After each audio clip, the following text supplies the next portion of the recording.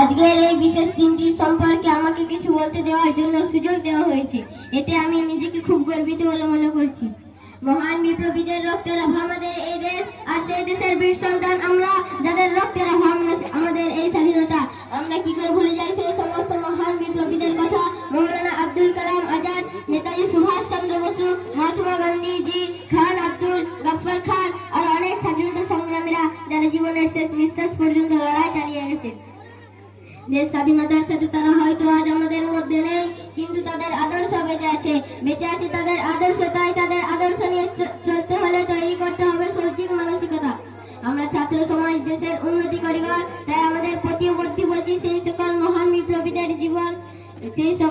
বিপ্লবীদের বলিদান নিজেদের জীবন উৎসর্গ করে তোলা। তারা স্বাধীনতা যেন কখনো ধ্বংস না হয়। আমরা যুব সমাজ দেশকে যেন আরো উচ্চ স্থানে নিয়ে যেতে পারি, দেশকে বিশ্বসুর রূপে রূপান্তর